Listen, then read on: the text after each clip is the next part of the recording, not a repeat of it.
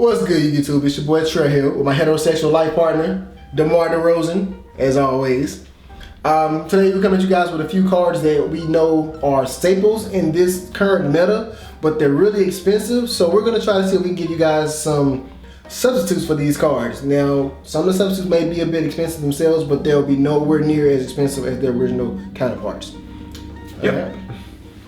There are only two. Yeah, there's only two cards we're going to talk about. So we're going to try to make it quick, sweet, and as unpleasant or pleasant as possible. Yeah. Pot of Desires and Solemn Strike. Bam. No spoilers, here. All right, so Pot of Desires is like how much money right now? About $85. Yeah, a piece. like 80, 85 bucks. Getting a playset could run you well over $200. A left nut, kidney. Yeah. Firstborn child. This card is really good. Banish 10, draw 2. It's a new Pot of Greed. What are some cards that we can use in its place? Well, I've got a list right here.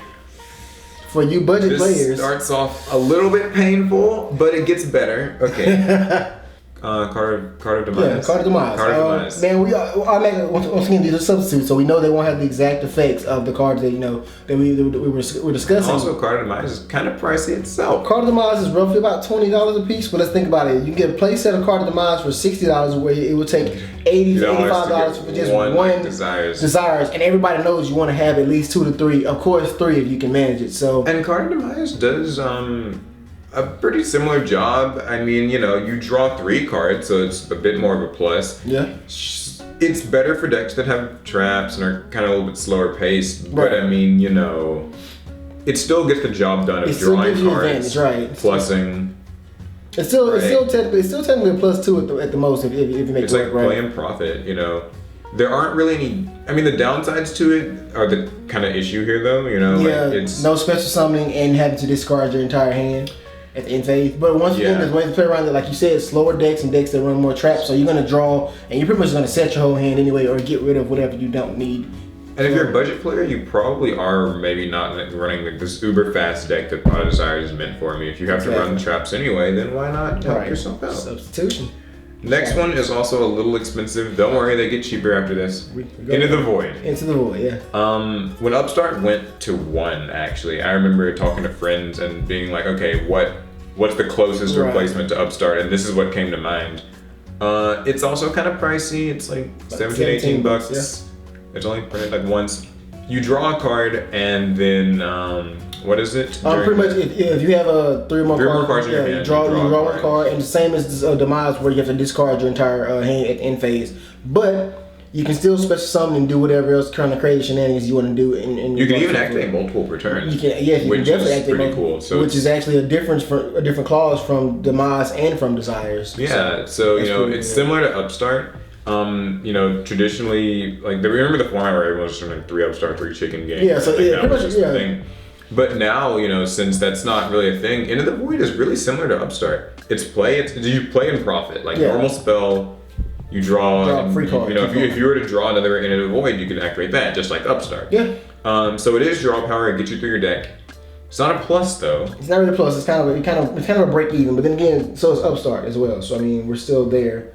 Yeah. And people still run Upstart. If they won, and people still run Upstart like it's a staple. So I mean, there's no difference there, to be honest. Yeah. This list also assumes that you're already running Upstart. So that's true too. Yeah, and if you're not, you probably should be. Yeah. So Into the Void's like kind of worth looking into. Again, maybe a slower paced deck or one that runs a lot of traps. Pendulum decks could benefit from it in general too. I mean, like because you can set scales, you can use your scales and summon out your hand and like set anything else. Then it's similar to Card of Desire. And to be honest, like even like with Into the Void, you don't need to play a lot of traps. Like Demise, you want to do trap because you want to set everything because you can't special. But Into the Void, speed. Yeah, it's still speed because once again, it's a likeness of Upstart. You know what I'm saying? And Desire. So we're just trying to draw and keep going through our deck. So yeah. Next one, and now they're getting cheap. So good. Pot of Duality. Sadly slow, kind of dated. Very. But I mean, it gets you a card. Gets you a card, and you get to choose the card. Yeah, you get to pick. Not every deck spamming summons. Yeah. Right? I mean, even some decks that have the ability to spam summons still like to play it slow. I mean, so it just really depends on how you want to play it. Like I said, you have your Pot of Desires, which banishes 10, you draw 2. And while that's great, you're banishing 10 random cards, you're drawing 2 random cards, where we all know the originality of Pot of Duality. You get to look at the top 3 cards. You get to choose. Look and pick. Yeah. And you're like, oh, great. You choose what the best one is. So it's not like it's not like you're drawing 2 random cards and you don't know what they are. You get to look and choose which one is the best one for your situation. So once again, like you said, it's a bit slower, but it still is very applicable. It's selective, you know, you get to pick. And I feel like that's probably the redeeming quality. Yeah, that's what makes it even worth playing. Next one is Reckless Greed.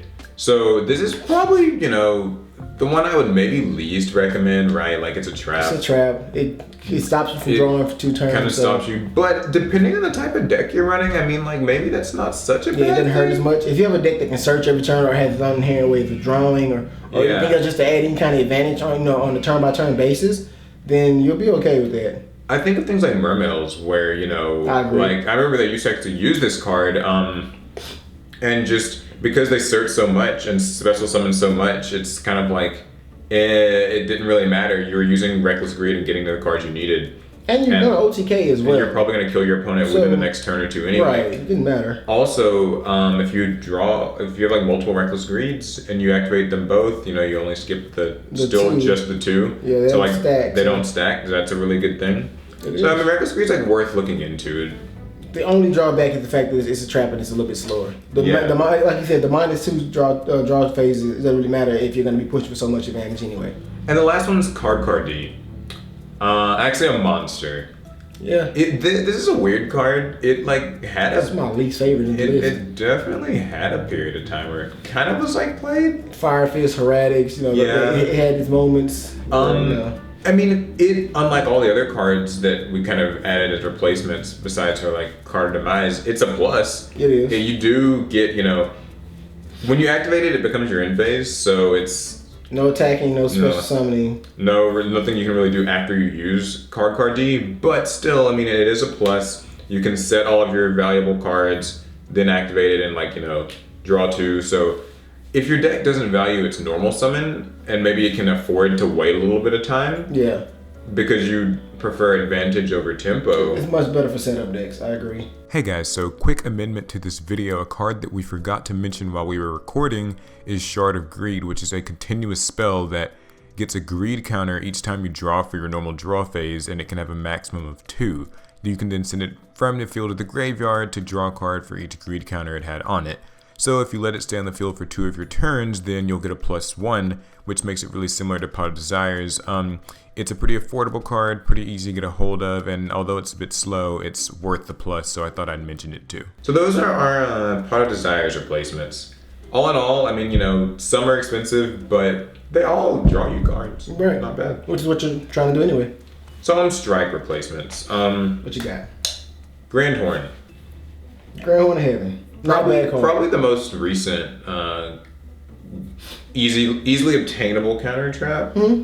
It's a common. And it's probably the one that's probably close to Strike as far as effects is concerned too. Yeah, isn't it, pretty much, it doesn't negate effects, so that's something. It negates inherent summons. Negates.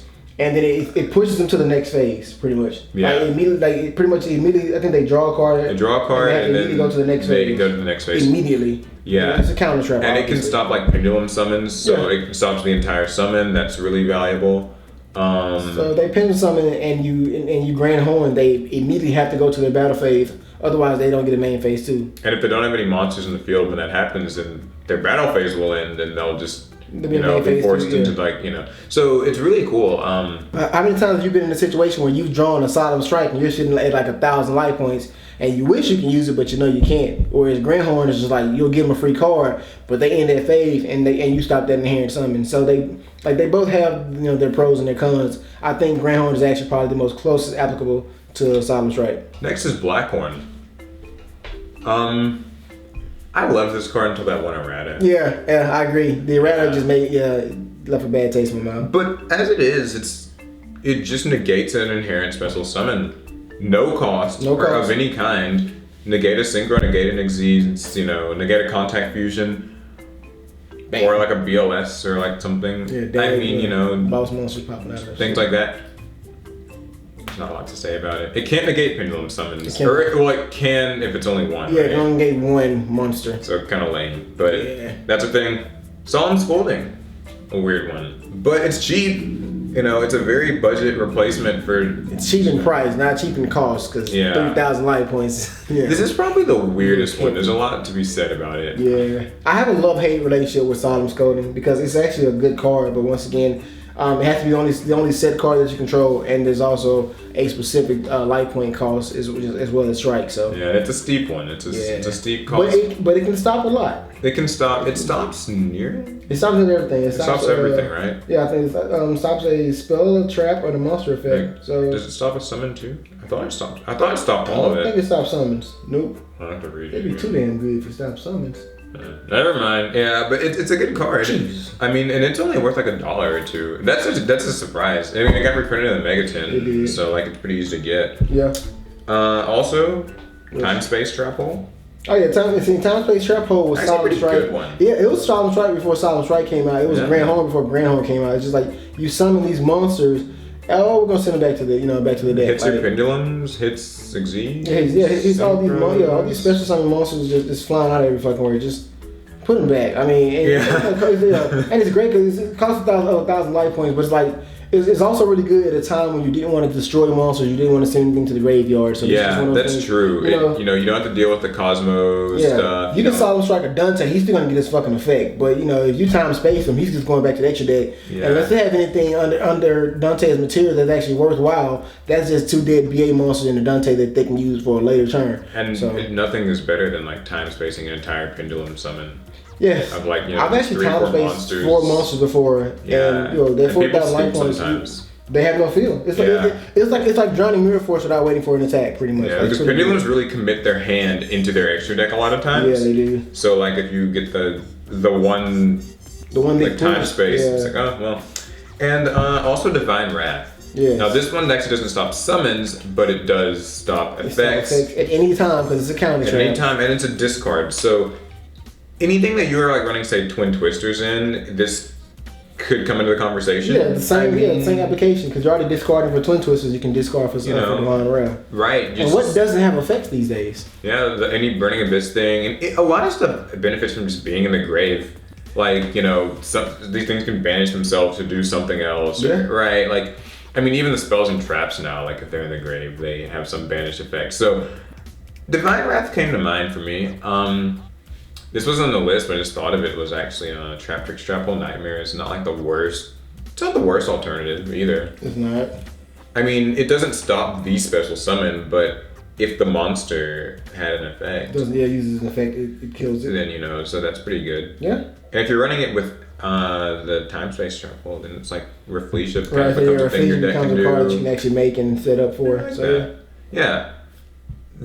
There you go. Bam. That was like 12 different alternative cards. I mean, Desires is expensive, Strike's expensive, but you have to accept, like we said at the beginning, you have to accept that since these are replacement cards, you'll never be getting the full benefits. Yeah, they won't be the cards. They won't be Desires. They won't be Strikes. Those cards are expensive for a reason, but these are pretty good replacement cards. Budget players. If you want a way to draw, then you've got a way to draw. If you want a way to stop special summons or stop monster effects, we got those too. As well. So, hope this video was helpful. If you've got any other suggestions, cards you've been using as replacements because they are more affordable, Konami won't reprint, things fast enough, I guess.